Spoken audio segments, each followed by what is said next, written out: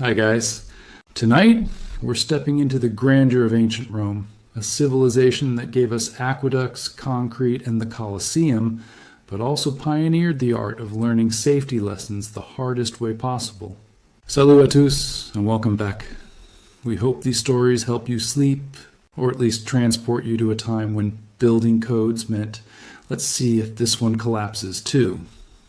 Tell us in the comments what subject you want us to explore next time, or in the next video. Your suggestions keep this channel going. Now, let's begin. The Romans were engineering geniuses. They built roads that still exist 2,000 years later, aqueducts that defy belief, and architectural marvels that make modern engineers weep with envy. But here's what the history books don't always mention. They figured all of this out by watching things, and people catastrophically fail first. Rome wasn't built in a day, but it definitely burned down, collapsed, and drowned a lot of people before someone said, maybe we should write this down. Every safety feature, every building regulation, every public safety measure emerged from the smoking rubble of disaster, written in blood and sealed with the screams of whoever was standing too close. The Roman approach to innovation was beautifully pragmatic. Build it. Watch it fail, count the bodies, then build it slightly better. Rinse and repeat for several centuries until you've accidentally invented civilization. So dim the lights. Get comfortable.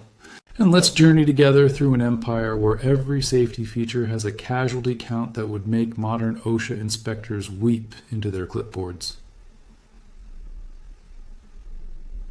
Part 1. Personal Protection Gladiator. Armor. Protecting the investment. Let's start with the most Roman thing imaginable, gladiators. These weren't just warriors, they were expensive investments, living advertisements, and the ancient equivalent of Premier League athletes. And just like modern sports franchises, gladiator schools quickly learned that dead athletes don't sell tickets. Early gladiatorial combat was brutal and unregulated. Fighters entered the arena with minimal protection, fought until someone died, and the crowd went home satisfied. This worked great for entertainment, but terrible for business. Turns out, training a skilled gladiator took years and cost a fortune. Watching him get gutted in 30 seconds was bad economics. So, gladiator trainers, the Lanistae, started innovating. Not out of compassion, mind you, but because corpses don't generate return on investment. It's the same reason modern racing teams put roll cages in cars, not because they love their drivers, but because replacing them is expensive and bad publicity. The first major innovation was specialized armor, designed not to prevent injury entirely, but to prevent profitable fighters from dying too quickly. Different gladiator types got different protection based on their fighting style and entertainment value. The Murmillo wore a heavy helmet with a distinctive fish crest, a rectangular shield and a manica, an elaborate arm guard made of layered linen, leather, and metal scales. This wasn't about fairness. It was about making fights last longer. A quick death is boring. A prolonged, dramatic struggle where both fighters survive to fight another day, that's revenue. The retiarius, the net fighter, wore almost no armor at all, relying on speed and distance. But even he got a shoulder guard. Galerius. After too many expensive fighters got their throats slashed in the opening seconds. That metal shoulder piece wasn't mercy, it was cost control. Gladiator padding underneath armor was essential. Without it, the weight of metal caused bruising so severe fighters couldn't perform the next day. The subarmalis, a quilted undergarment, became standard equipment, the Roman version of modern athletic compression gear. It absorbed impact, wicked away sweat, and most importantly, kept the merchandise functional. Training schools maintained detailed medical staff, something most Roman citizens never had access to. Not because gladiators were valued as human beings, but because they were valued as assets. The same way modern sports teams employ entire medical departments. The ethics are questionable. The economics are sound. The helmets deserve special mention. Early gladiator helmets had minimal visibility, tiny eye slits that protected the face but made it nearly impossible to see. After several high-value fighters lost matches simply because they couldn't locate their opponents, helmets were redesigned with wider grills. Better visibility meant better fights. Better fights meant higher ticket prices. Some helmets weighed over 15 pounds, roughly the same as a modern motorcycle helmet, but without any of the ergonomic design. Fighters trained with weighted helmets to build neck strength because collapsing from cervical strain mid-fight wasn't dramatic enough for the crowd. It's not unlike modern football players training with weighted vests, except with significantly more risk of decapitation. The Romans even developed rules about which body parts could be targeted, not for humanitarian reasons, but because certain injuries were more entertaining than others. A slow bleeding wound was good theater. Instant death was a waste of everyone's time and money. Modern boxing has similar rules, not to protect fighters, but to ensure the fight lasts long enough to justify the pay-per-view cost. Perhaps most telling, gladiators who survived long enough to earn their freedom often became trainers themselves, and they were the ones who pushed for better safety equipment. Not because they'd found compassion, but because they'd learned the economic model. A live gladiator who fights 10 times generates 10 times the revenue of one who dies on his first match. So yes, gladiator armor was a safety innovation, but let's be clear about the motivation. Romans didn't develop it to save lives. They developed it to maximize the return on investment before the inevitable death. It's the same principle behind modern crash test dummies. We're testing safety equipment, but only because lawsuits are expensive. The gladiator protection system worked so well that fighters in top-tier games had surprisingly low mortality rates, perhaps 10-20% per match, compared to nearly 100% in earlier unregulated combat. This wasn't humanity winning over barbarism. This was capitalism discovering that repeat customers are more profitable than one-time events. If gladiator armor was about protecting investments, Roman military helmets were about protecting the empire itself. And the Romans learned this lesson the same way they learned everything else, by watching thousands of soldiers get their heads caved in until someone suggested, maybe we should cover those.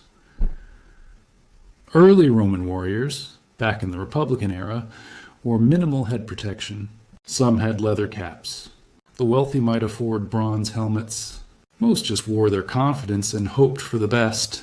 This approach worked fine against equally unprotected enemies, but failed spectacularly against anyone with a rock and decent aim. The turning point came during conflicts with the Gauls, who had an irritating habit of using long slashing swords designed specifically to target heads and necks. Roman casualties from head wounds were catastrophic. After losing enough legionaries to what were essentially preventable injuries, military engineers got creative. The Montefertino helmet emerged, simple, effective, and mass-producible. Bronze or iron, shaped to deflect downward strikes, with a reinforced top knob to prevent blade penetration.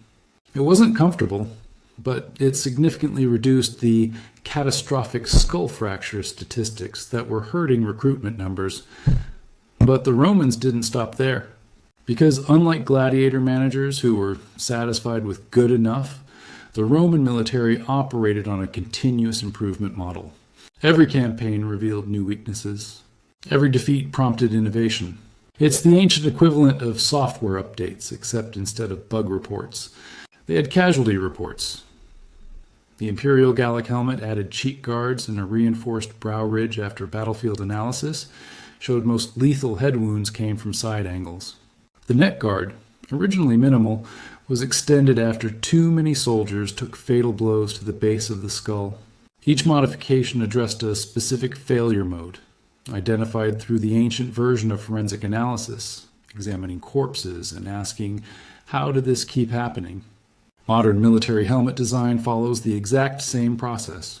Kevlar helmets emerged after Vietnam-era analysis of head wound patterns. Improved chin straps came after soldiers kept losing helmets during vehicle rollovers. Every feature exists because someone died in a way that prompted the question, could we prevent this? The Romans even developed specialized helmets for different roles. Cavalry helmets included face masks, not for intimidation, though that was a bonus, but because mounted soldiers took disproportionate facial injuries from infantry spears aimed upward. It's the same reason modern riot police wear face shields. Empirical evidence proved it was necessary. Centurions wore distinctive transverse crests, those dramatic horsehair plumes across the helmet. History books say this was for identification in battle. Military analysts add it was also because centurions had the highest casualty rates from targeted attacks. Making them more visible seems counterintuitive until you realize it also made them easier to protect. Nearby soldiers could see when their commander was in trouble. The modern equivalent? High visibility vests for construction foremen.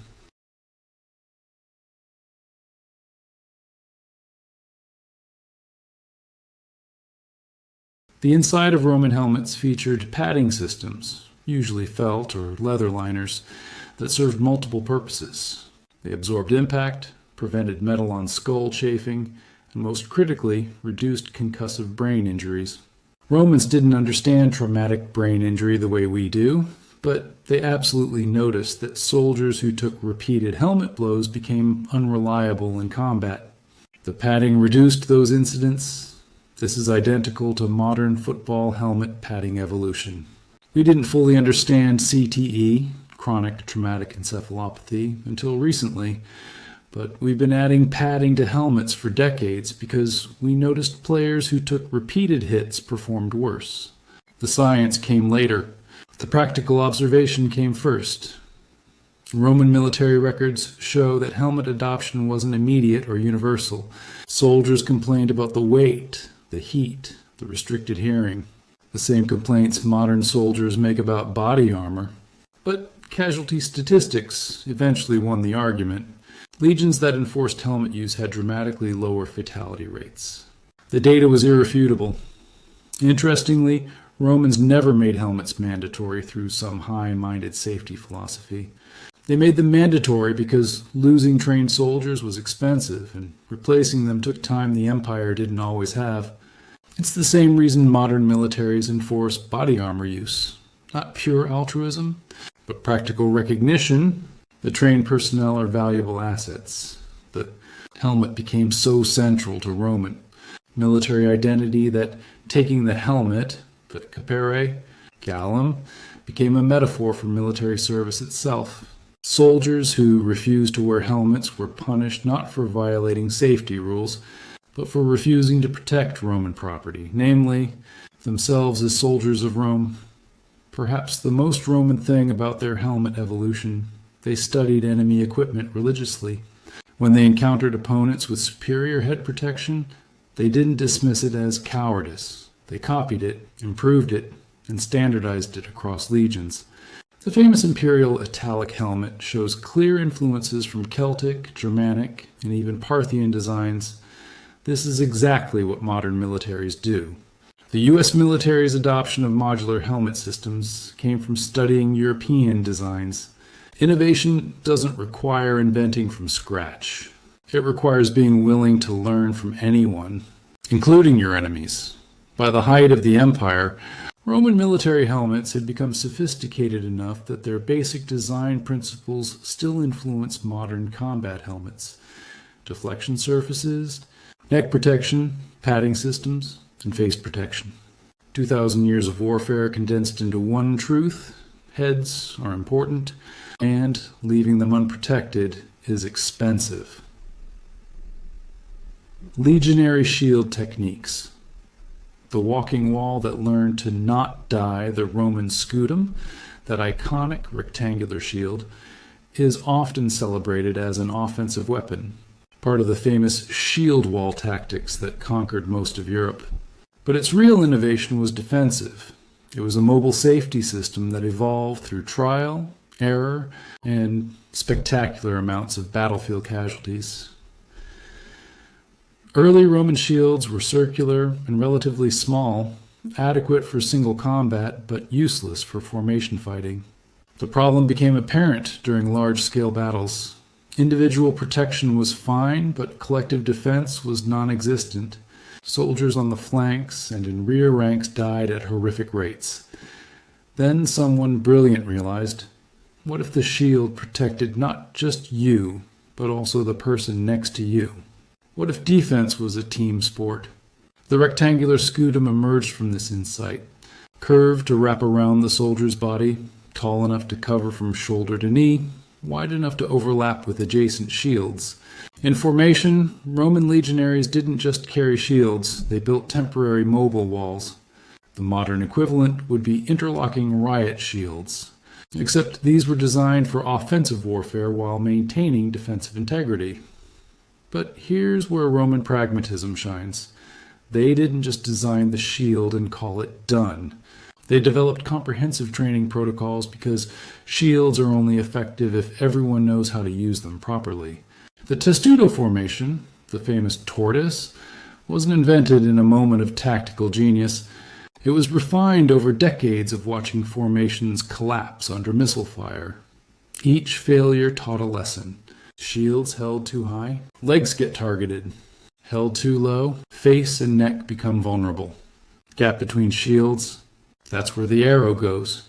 The training manuals that eventually emerged, like Vegetus's Epitoma Rei Militaris, read like OSHA safety guidelines written in blood.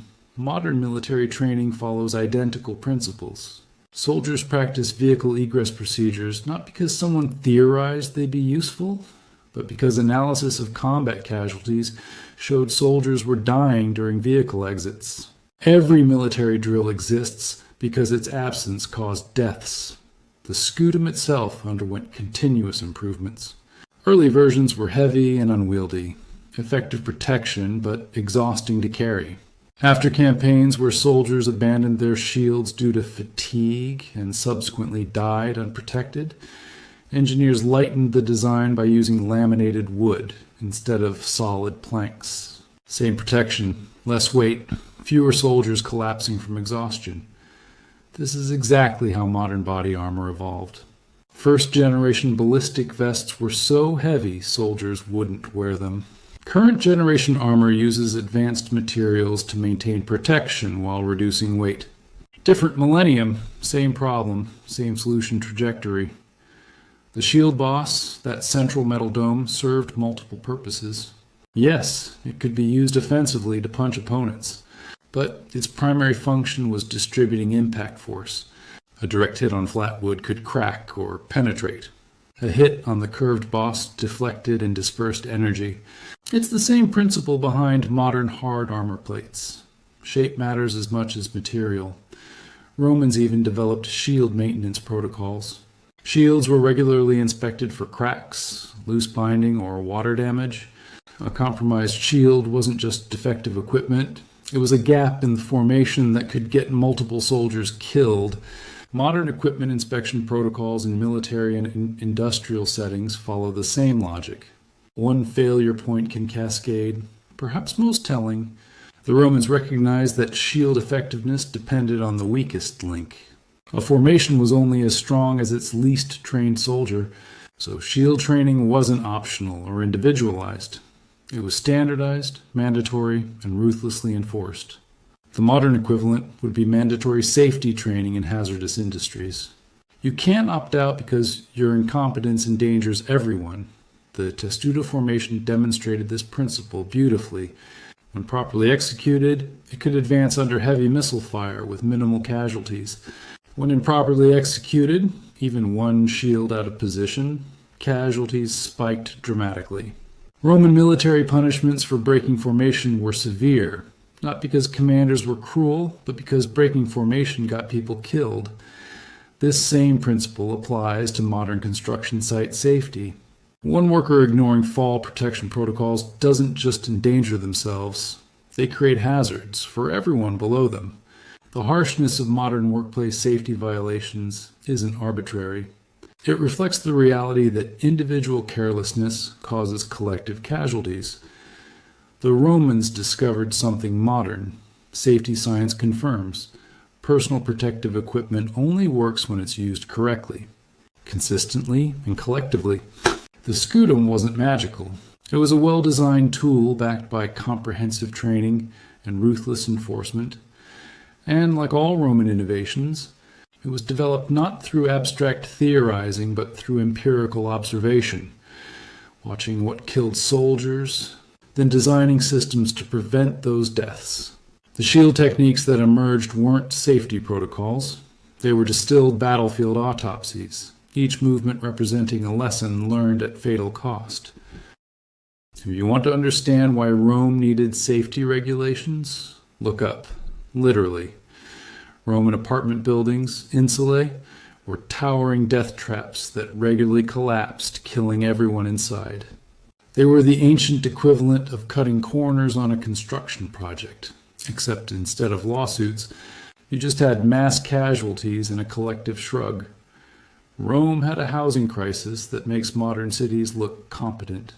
With over 1 million inhabitants at its peak, land was expensive and space was limited. The solution? Build up, way up. Some insulae reached 6 or 7 stories, impressive for ancient engineering, terrifying for anyone who understood physics. Here's the problem. Roman concrete was revolutionary, but Roman landlords were cheap. While public buildings used quality materials and skilled labor, private apartment buildings used whatever was available and whoever would work for the lowest bid. The result was exactly what you'd expect when profit meets physics. Ground floors were built with stone, relatively sturdy, but upper floors used timber frames filled with mud brick or rubble because wood was lighter and cheaper than stone. Mathematically sound, structurally insane. It's like building a modern skyscraper with a concrete foundation and cardboard upper floors. The engineering makes sense right up until it doesn't. Collapses were so common that Roman authors barely remarked on them. Juvenal casually mentions staying awake at night worrying about building collapse as just another aspect of urban life.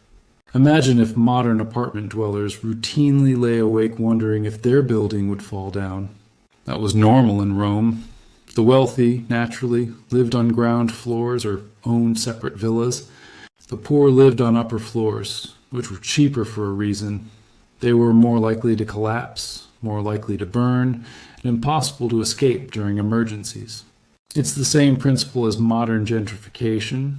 Wealthy people don't live in flood zones or earthquake-prone areas without proper construction. Poor people don't have a choice. Emperor Augustus, to his credit, tried to address this by limiting building heights to 70 feet.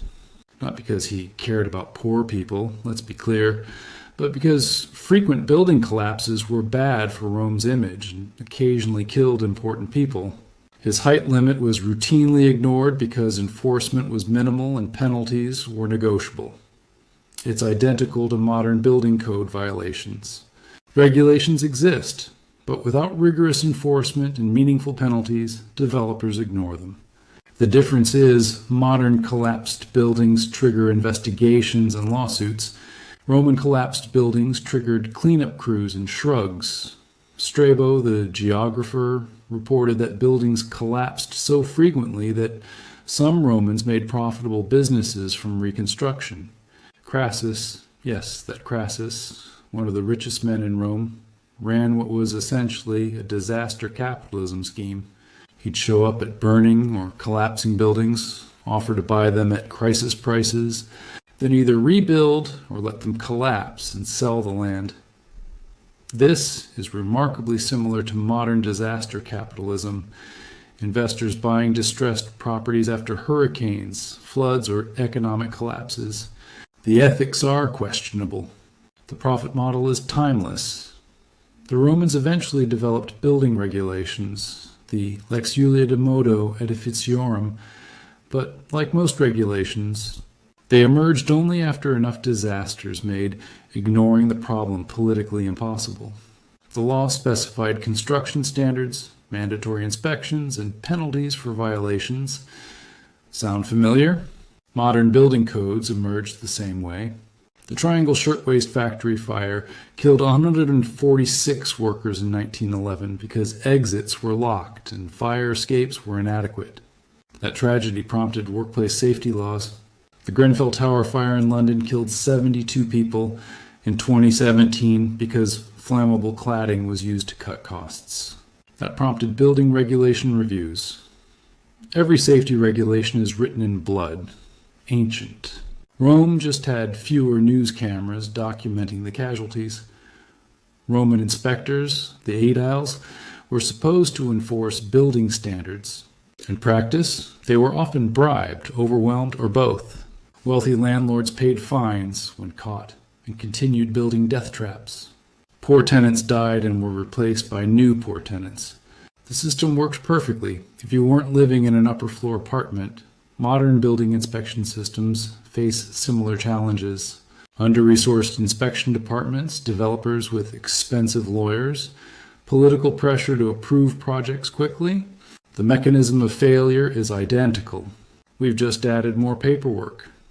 What eventually reduced insula collapses wasn't moral awakening, it was economic pressure.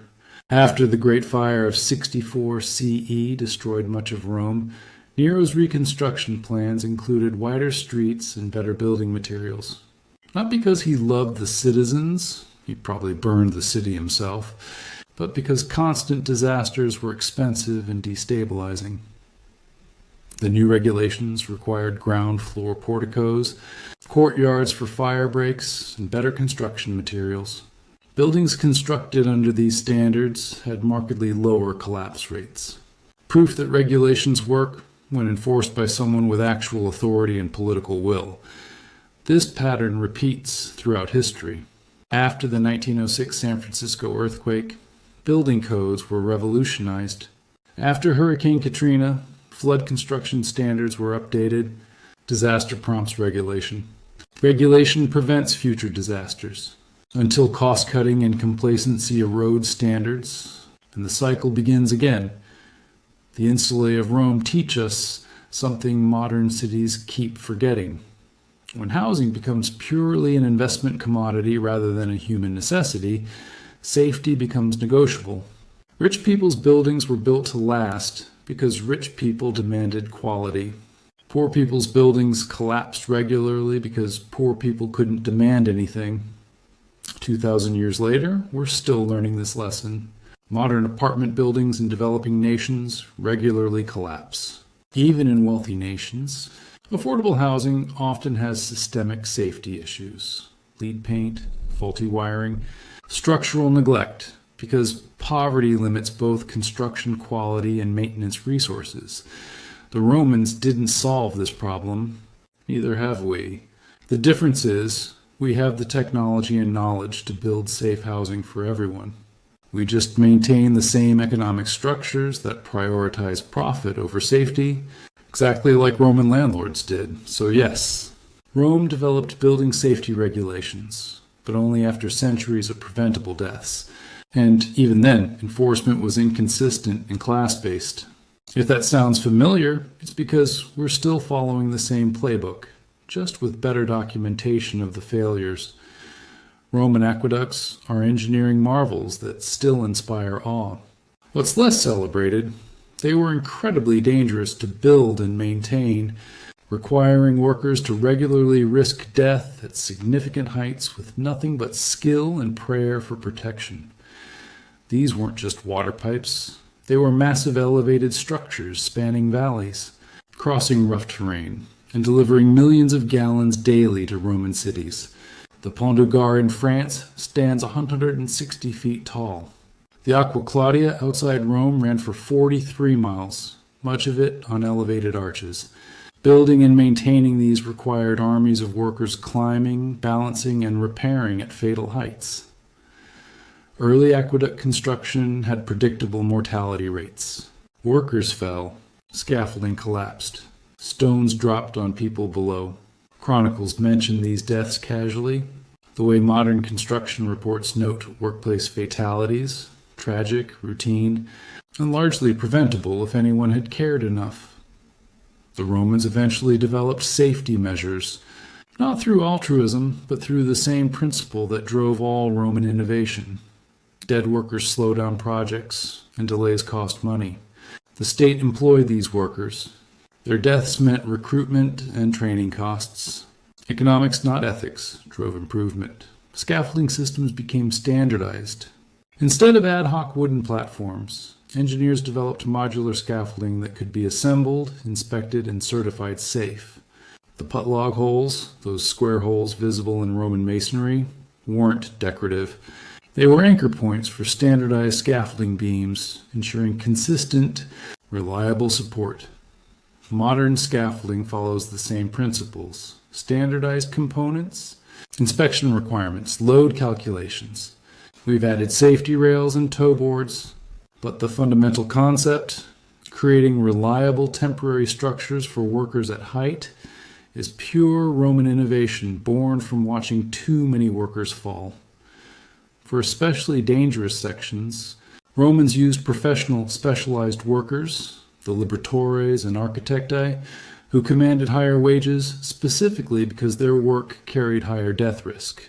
This is identical to modern hazard pay for high-risk construction work.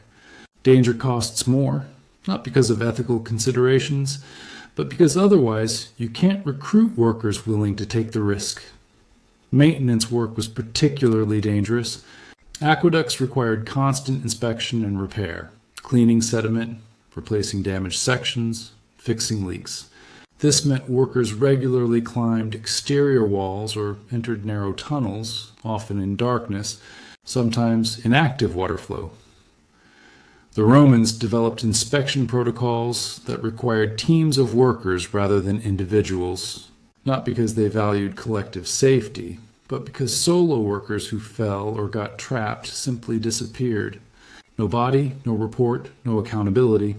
Teams meant witnesses, which meant documentation, which meant better data on what actually killed workers.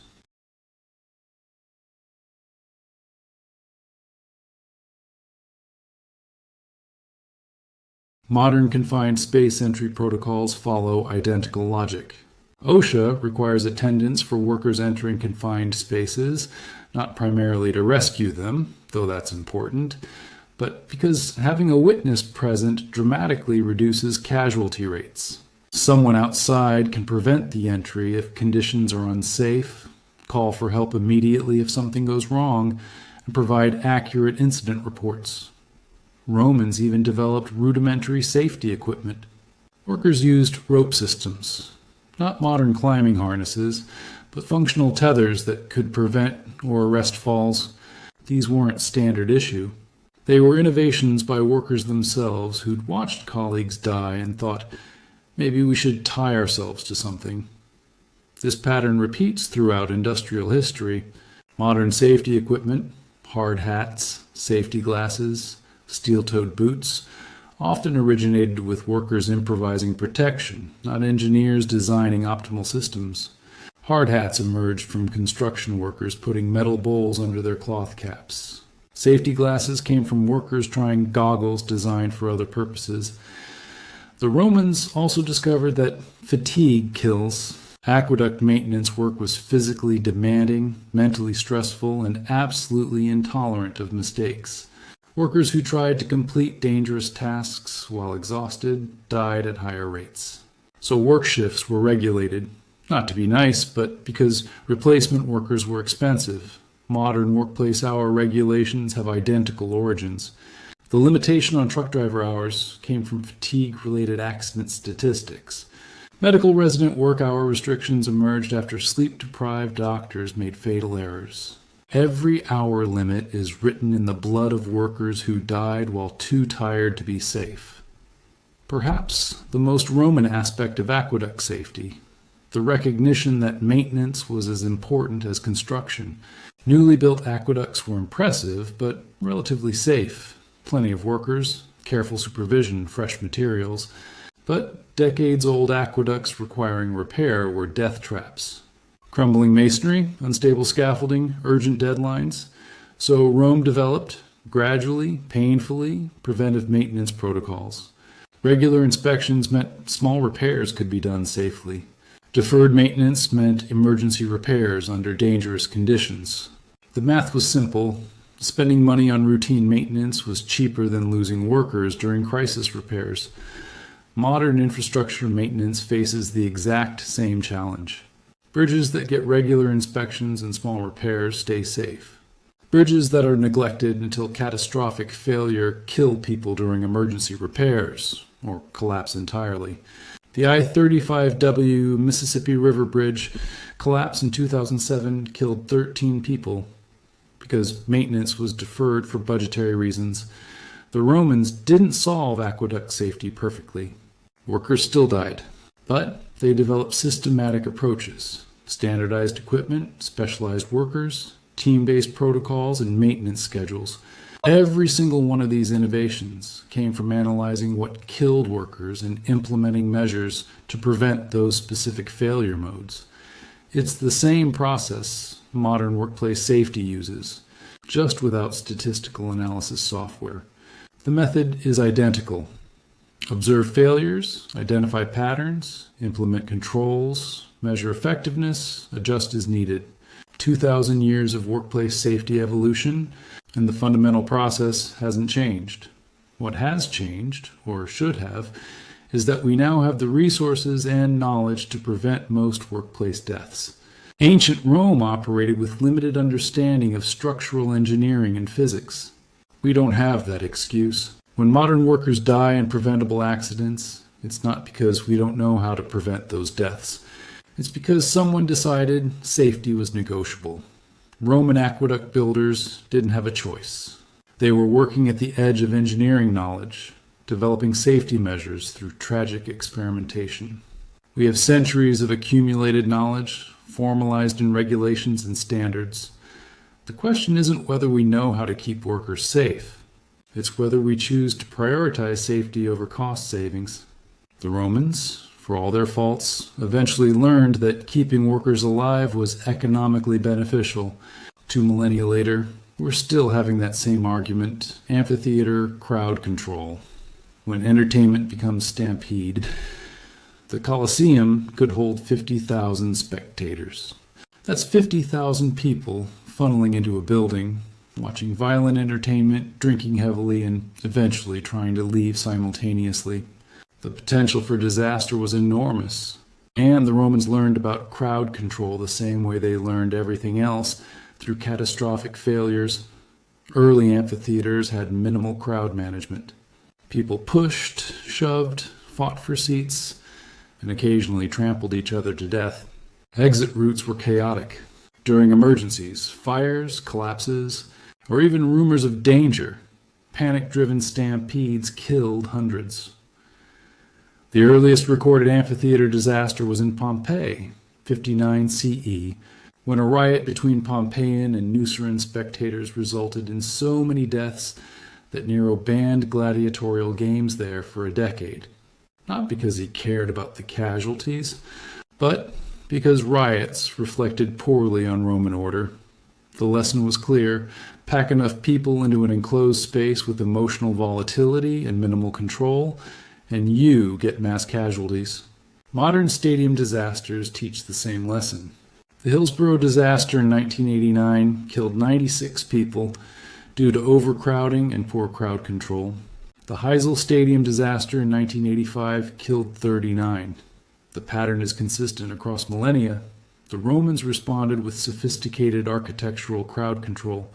The Colosseum's design is a masterpiece of people flow management. It had 80 entrances, vomitoria, strategically positioned to distribute crowd load.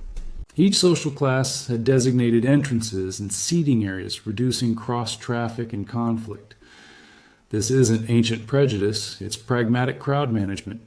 Modern stadiums use identical zoning, different entrances for general admission, club seats, VIP sections. Not primarily to enforce class distinction, but because mixing ticket types creates bottlenecks and conflicts. The vomitoria themselves were brilliantly designed: wide corridors, gentle slopes, multiple exit points. In theory, the Colosseum could evacuate completely in minutes. The name of vomitoria, literally places for spewing forth, perfectly captures their function, rapidly expelling masses of people. Modern stadium design uses the same principles: multiple exits, wide corridors, clear signage. After disasters like the Bradford City Stadium fire, 1985, 56 deaths, regulations mandated minimum egress capacity calculated by occupancy and exit width. The Romans intuited these ratios through trial and error. We formalized them through tragedy and engineering analysis. The Romans also developed crowd capacity limits. Not moral limits, economic ones. Overcrowded amphitheaters had higher casualty rates, which led to bad publicity, which reduced attendance, which hurt revenue. So capacity was limited not by safety regulations, but by profit optimization. Sound familiar? Modern fire codes mandate maximum occupancy, but these limits emerged from disasters. The Coconut Grove nightclub fire, 1942, 492 deaths, occurred partly because exits were inadequate for the crowd size. Triangle Shirtwaist Factory, 1911, 146 deaths. Overcrowding contributed to casualties. Every capacity limit represents people who died because the limit didn't exist yet. Romans stationed officials, curatores, throughout amphitheaters to manage crowd flow and prevent conflicts. These weren't security guards in the modern sense. They were crowd management specialists. Their job was preventing stampedes, not stopping crime. Modern event crowd control uses the same staffing model. Personnel positioned to observe crowd density and intervene before problems cascade. The seating itself was designed for control. Social stratification wasn't just about class prejudice, it was about preventing conflicts between groups. Senators sat separately from plebeians. Women and slaves had designated areas. These weren't arbitrary divisions. They reflected empirical observation that mixing certain groups increased violence. Modern stadiums maintain similar principles, though we pretend they're about amenities rather than control. Expensive seats are separated from general admission partly for exclusivity, but also because it reduces conflict between ticket holders with different behavioral expectations and alcohol consumption levels. The Romans learned that entertainment venues required constant monitoring. Aediles regularly inspected amphitheaters for structural integrity, capacity violations, and safety hazards. These inspections weren't pro-social altruism, they were liability management. An amphitheater collapse would reflect poorly on the sponsoring official. This is identical to modern venue inspection regimes.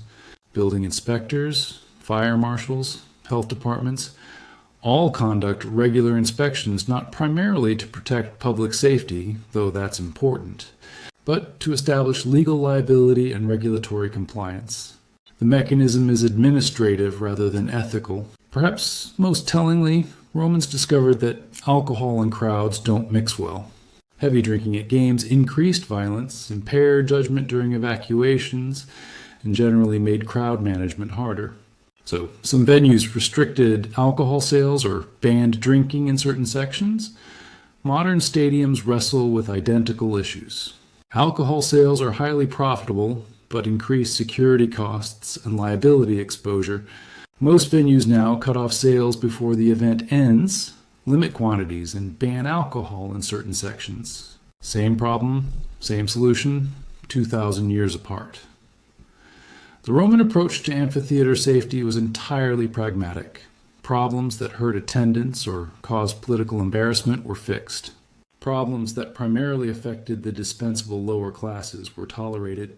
This cost-benefit analysis is uncomfortable to acknowledge, but historically accurate. Modern venue safety follows surprisingly similar logic. Regulations improve after high-profile disasters that generate political pressure. Routine problems that don't make headlines receive less attention. After a stadium disaster, regulations tighten and enforcement increases. Then gradually, as memory fades and costs mount, standards erode until the next disaster. The Colosseum stands today as both architectural marvel and case study in crowd management.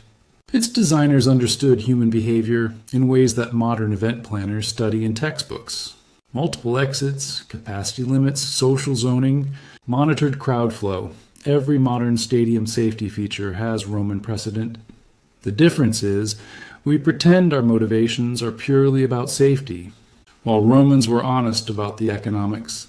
They built safe venues because unsafe venues hurt business. We build safe venues for the exact same reason. We just wrap it in humanitarian language and regulatory frameworks. 2,000 years later, crowds still panic, stampedes still happen, and venue disasters still kill people. We've just gotten better at learning from each disaster slightly faster than the Romans did, though not fast enough to prevent the next one. Roman bridges were legendary. Some still stand today, 2 millennia later, carrying modern traffic. But those survivors represent successful engineering, not typical outcomes. For every pont du Gard still standing, there were dozens of bridges that collapsed, taking travelers, soldiers, and occasionally entire military units with them. Early Roman bridges were functional but fragile. Wooden structures thrown across rivers, adequate for light traffic, catastrophic under heavy loads. Military bridges, built quickly during campaigns, were particularly prone to failure.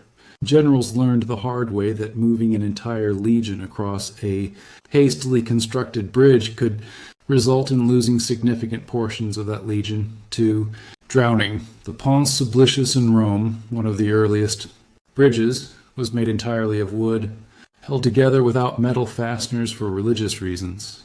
It required constant maintenance and was destroyed and rebuilt repeatedly by floods. The Romans treated this as acceptable. After all, bridges were temporary structures that occasionally killed people. That was just the cost of infrastructure. Then someone did the math. Constantly rebuilding bridges was expensive. Losing cargo and travelers was expensive. Military defeats because bridges collapsed mid-crossing were expensive. Maybe, just maybe, investing in better engineering up front would be cheaper long-term. This is the exact logic behind modern infrastructure investment. Spend money on quality construction, or spend more money on constant repairs and disaster response. The Romans learned this lesson. Modern politicians periodically forget it, usually right before a bridge collapse makes international news. Stone arch bridges emerged from this economic calculation. They cost more initially, but lasted generations with minimal maintenance. The engineering was sophisticated. Keystone arches distributing weight, foundations driven to bedrock, careful consideration of flood dynamics. This was an artistic expression. It was applied physics learned through watching previous bridges fail. Modern bridge engineering follows identical principles. We've added steel, concrete, and computer modeling, but the fundamental concepts, load distribution, foundation stability, environmental factors, remain unchanged. The Tacoma Narrows Bridge collapse in 1940 happened because engineers didn't fully account for wind dynamics. The Romans would have recognized the problem: insufficient understanding of forces acting on the structure. Romans developed bridge inspection protocols. Pontifex, literally bridge builder, the origin of the word pontiff, was originally an engineering title before becoming religious. These officials were responsible for bridge maintenance and safety. They didn't wait for catastrophic failures. They conducted regular inspections and preventive repairs. Sound familiar? Modern bridge inspection programs emerged after disasters like the I-35W collapse in Minneapolis, 207, 13 deaths. We now have mandatory inspection schedules, structural health monitoring, and maintenance protocols. The Romans intuited these needs through experience. We formalized them through tragedy and lawsuits. Military bridges, built during campaigns, presented unique challenges: speed versus safety. A bridge built in days couldn't match the quality of one built over years. Romans developed standardized military bridge designs: pontoon bridges using boats or barrels, portable timber bridges with prefabricated components. These weren't as safe as permanent bridges, but they were safer than improvised crossings. Modern military engineering uses the same trade-offs. Temporary bridges prioritize rapid deployment over longevity. Engineers calculate acceptable risk. What's the minimum safety standard for a bridge that only needs to function for weeks?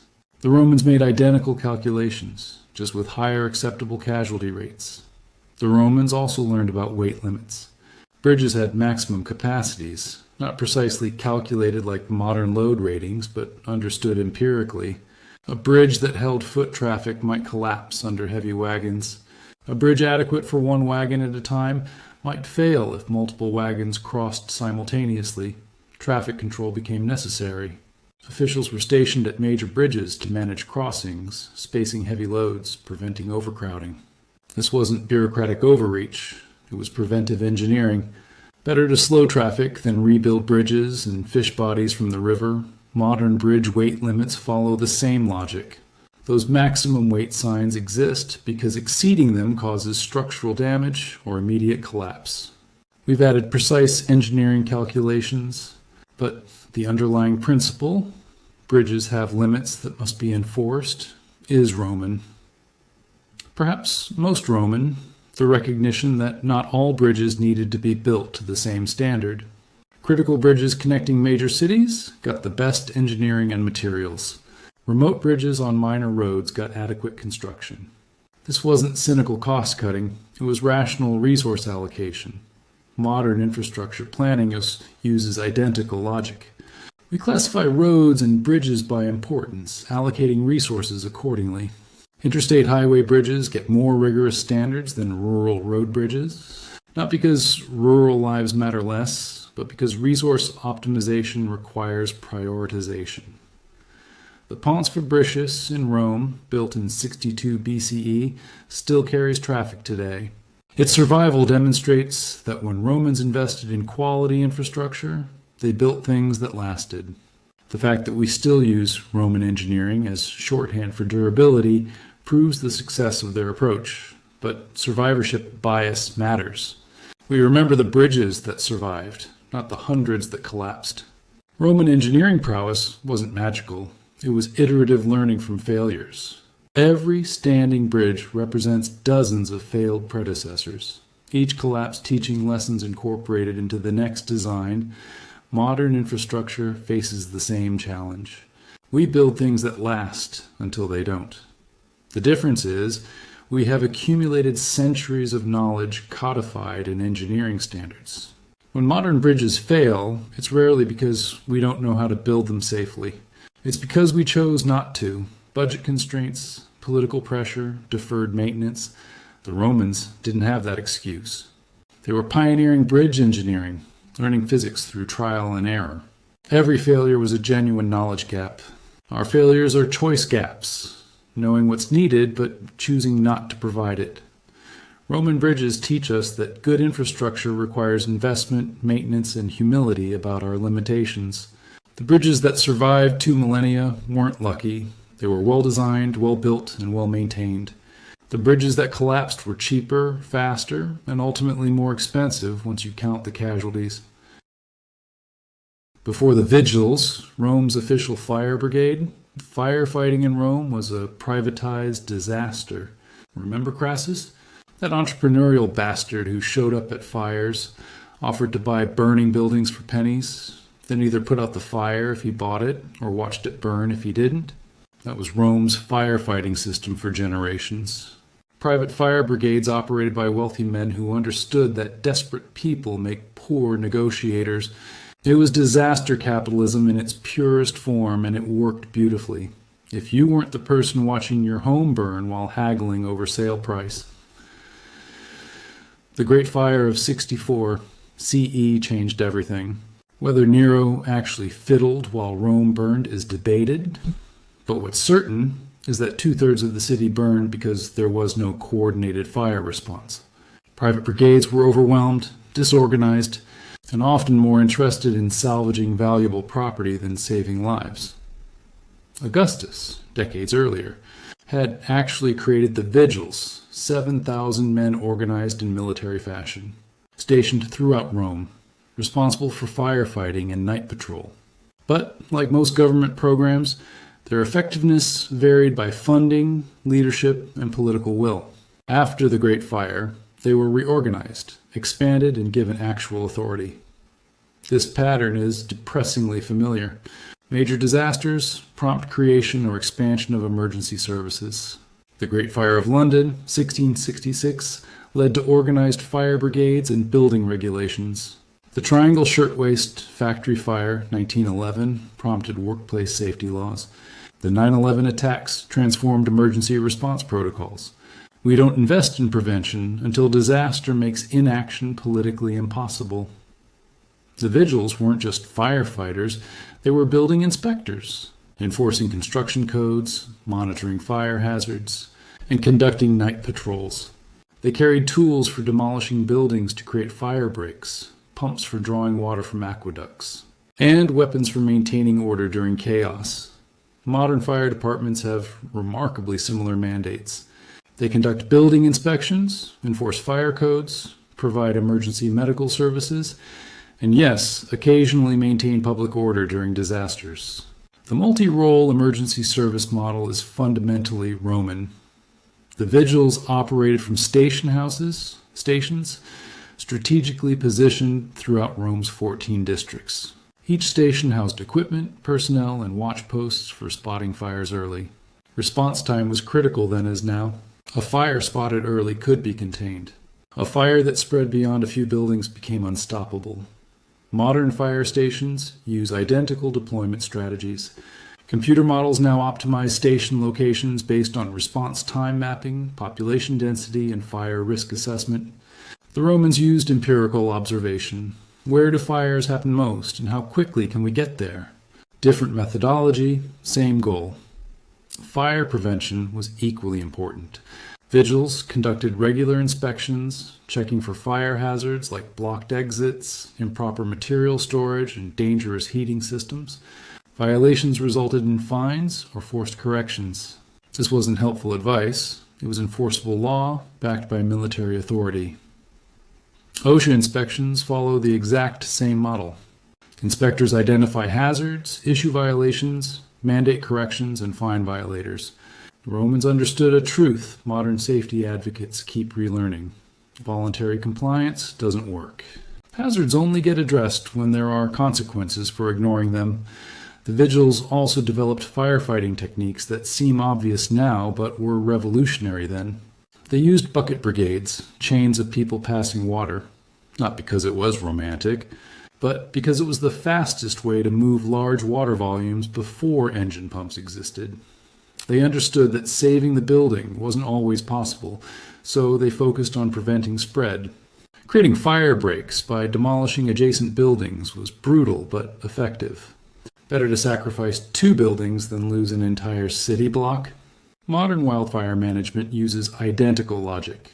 Controlled burns and fire breaks prevent larger catastrophes. Perhaps most important, the vigils established the principle that firefighting was a public service, not a private enterprise. Fire doesn't respect property lines. A burning building threatens neighbors, entire districts, potentially the whole city. Therefore, fire response must be collective, organized, and publicly funded. This seems obvious now, but it wasn't obvious to Romans accustomed to privatized everything. The shift from every man for himself to collective fire service represented a fundamental change in how Romans thought about public safety. Modern debates about healthcare, disaster response, and public infrastructure echo this Roman transformation.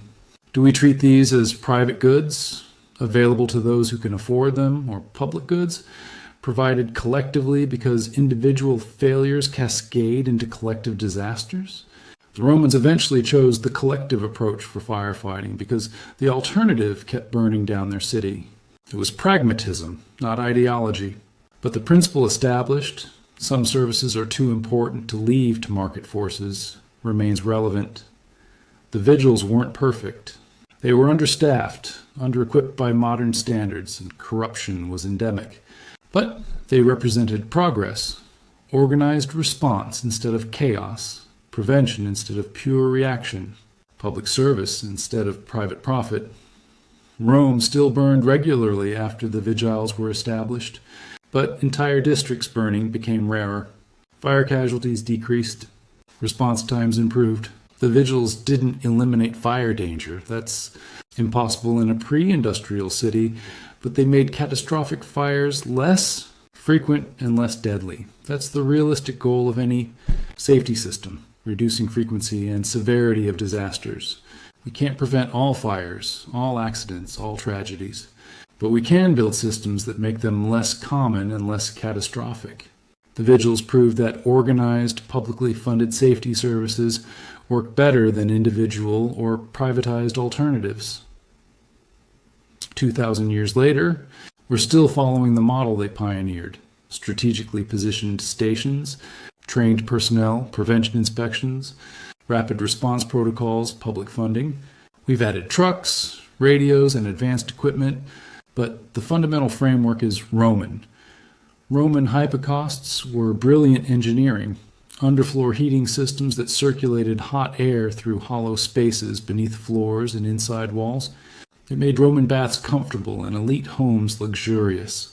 They also killed people through carbon monoxide poisoning, burns, and house fires with impressive regularity.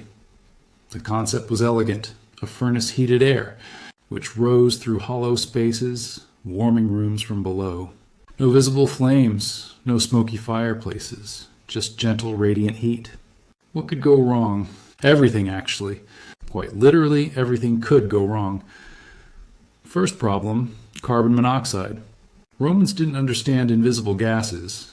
They knew that poorly ventilated heating systems caused headaches, nausea, and death. They called it foul air, but they didn't know why.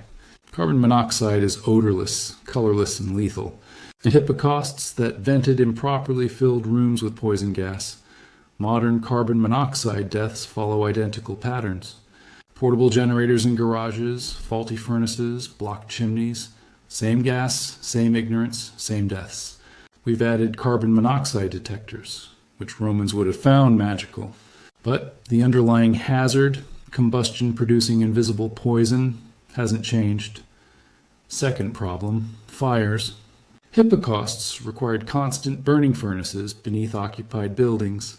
Wooden floors or furniture too close to heated surfaces would ignite. Furnace operators who fell asleep or left their posts would return to find the building burning. It was underfloor heating and underfloor arson in one convenient system. The Romans developed safety protocols through tragic experience. Hypocausts required trained operators, furnicarii, who understood fire management. This wasn't a servant's side task. It was a skilled profession. The furnicarius controlled temperature, managed fuel, monitored ventilation, and prevented disasters. Modern HVAC technicians serve remarkably similar functions. Heating systems have become more sophisticated, but they still require trained professionals who understand combustion, ventilation, and safety protocols. We've automated much of the monitoring, but someone still needs to maintain the systems and respond when things go wrong. Romans also learned about proper ventilation. Early hypocausts often lacked adequate exhaust systems, allowing combustion gases to accumulate. Later designs included sophisticated flue systems that vented gases outside while retaining heat. These weren't aesthetic choices. They were solutions to people dying from gas poisoning. Modern building codes mandate specific ventilation requirements for combustion appliances. Every water heater, furnace, and fireplace needs proper venting, calculated by fuel type, BTU output, and vent configuration. Romans developed these principles empirically, one death at a time. Floor construction was critical. Hypocausts used tile or stone pillars to support floors above the heating chamber. Proper spacing was essential. Too low and the floor would overheat. Too high and heating would be inefficient. This wasn't abstract engineering. It was the difference between comfortable warmth and the floor is lava, but literally. Quality control mattered immensely. A properly built hypocaust by skilled craftsmen was relatively safe. A cheap hypocaust by cut-rate contractors was a death trap. Romans learned this the expensive way. When wealthy Romans died in their own heated homes, suddenly quality standards became important.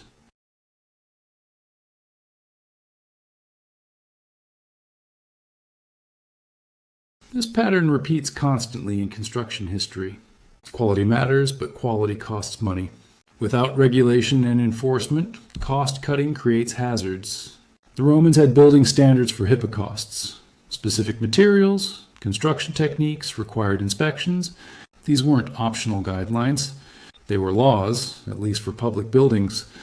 Modern building codes for heating systems follow the same evolutionary path. Every regulation represents people who died, because that regulation didn't exist yet. Clearance requirements from combustibles, people burned. Ventilation standards, people asphyxiated. Inspection requirements, systems failed catastrophically. The Romans also discovered that hypocausts required constant maintenance. Soot accumulated in flues, reducing efficiency and increasing fire risk. Mortar degraded, creating cracks where gases escaped into living spaces. Regular cleaning and repair weren't optional. They were survival requirements. Modern heating systems need the same maintenance. Furnaces require annual inspections. Chimneys need regular cleaning. Neglected heating systems become hazardous, exactly as Roman hypocausts did. The technology has advanced. The maintenance requirements haven't. Public baths, Rome's iconic social spaces, used massive hypocaust systems to heat multiple pools and rooms. These were engineering marvels and potential disasters. A hypocaust failure in a public bath could kill dozens. So, bath hypocausts received the best engineering, the most rigorous maintenance, and constant supervision. This reflects a truth about safety. Investment in protection scales, with consequences and visibility. Public facilities, where failures would be catastrophic and embarrassing, get better safety measures than private facilities where failures only affect individual families. It's rational resource allocation, but the equity implications are uncomfortable. Wealthy Romans could afford well-built, well-maintained hypocausts with trained operators. Poor Romans froze or used dangerous braziers that filled rooms with smoke. This isn't ancient injustice. It's timeless economic reality. Quality safety equipment costs money. People without money get inferior protection or none at all. Modern heating equity issues are identical. Wealthy people have well-maintained HVAC systems with carbon monoxide detectors and regular professional service. Poor people use space heaters that cause fires, or live in poorly heated buildings, or die from carbon monoxide because landlords skip maintenance. The hypocaust teaches us that sophisticated technology introduces sophisticated hazards. Simple fires in fireplaces were dangerous but obvious. Hidden fires circulating beneath floors and inside walls created invisible dangers that killed without warning. Advancement doesn't eliminate hazards. It transforms them. Modern buildings are exponentially more complex than Roman structures.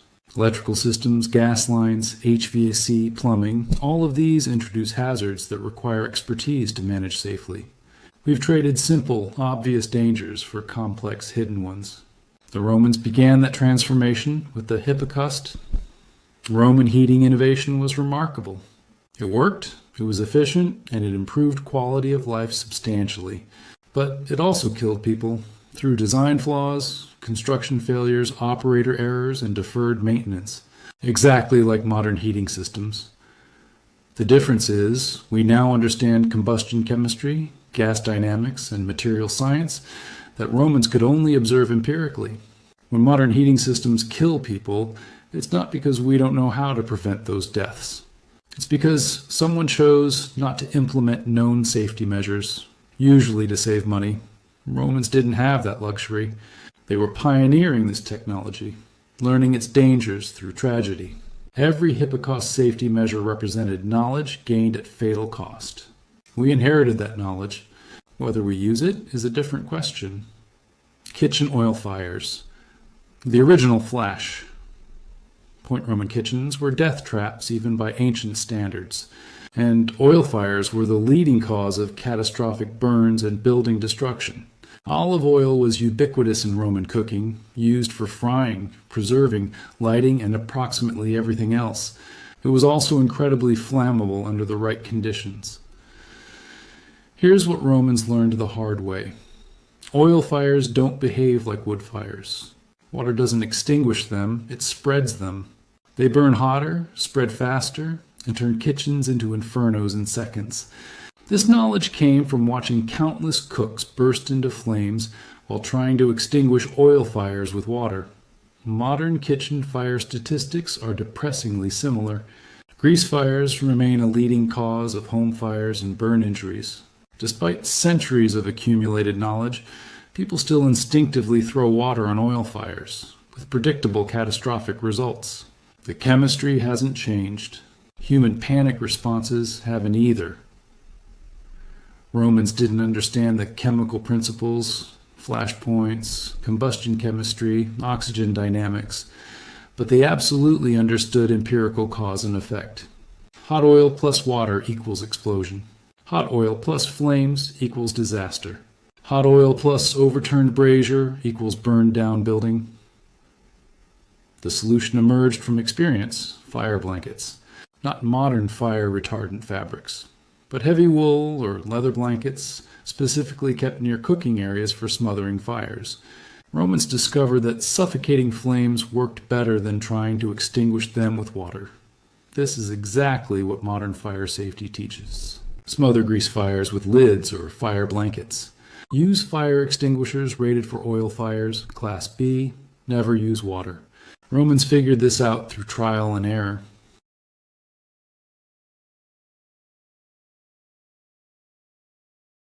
The principle is ancient. We've just added technology and mandatory training to a solution Romans discovered through painful trial and error. Wealthy Roman households maintained what we'd now call fire safety stations.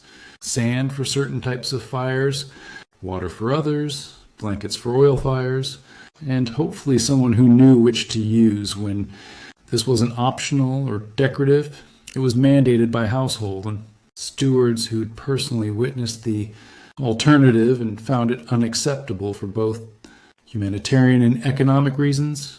Compare this to modern. Commercial kitchen regulations, automatic suppression systems over cooking surfaces, easily accessible fire extinguishers, mandatory staff training on fire response. Same problem, same solution category, just enforced through building codes rather than painful experience and property loss calculations. Kitchen design evolved too. Romans learned that cooking fires and flammable materials don't mix well, which seems obvious until you remember that keeping dangerous things separate isn't intuitive when space is limited and convenience is tempting. Early kitchens had grain storage next to cooking fires, wooden shelves above flames, oil jars within splashing distance of hot surfaces. After enough catastrophic fires, practices changed. Cooking areas got separated from storage. Stone and brick replaced wood in kitchen construction. Oil storage moved to dedicated cool spaces away from heat sources. These weren't aesthetic choices. They were damage control measures developed after watching enough buildings burn to establish clear causation. Modern building codes codify what Romans learned empirically. Minimum clearances between cooking surfaces and combustible materials, fire-resistant construction around heat sources, proper ventilation systems. Every specification exists because buildings burned when those requirements didn't. Training became crucial. A skilled cook knew how to read oil, the shimmer that meant it was ready, the smoking that meant it was too hot, the critical moment before ignition when you could still pull the pan from heat. Untrained servants who approached cooking as put food in hot liquid and hope were disasters in waiting. So wealthy Romans hired trained cooks who commanded premium wages specifically because their expertise prevented their employers' homes from burning down. Modern commercial kitchens follow identical logic. Professional cooks need training not just in cuisine but in safety, recognizing fire hazards, proper oil handling, emergency response. Certification programs exist because kitchens run by untrained staff have unacceptable fire rates. The investment in training is cheaper than the cost of fires. Romans even recognized that kitchen fires followed predictable patterns. Big feasts, higher fire risk, multiple dishes being prepared simultaneously, accidents multiply. Rushed cooks trying to impress important guests? That's when safety shortcuts happen and mistakes cascade. The connection between stress and kitchen fires was empirically obvious. Modern restaurant fire data confirms what Romans observed. Fires spike during holidays, peak service times, and special events. When kitchen staff are rushed, tired, and multitasking under pressure, safety protocols get skipped and hazards get ignored. Human performance under stress hasn't changed since antiquity.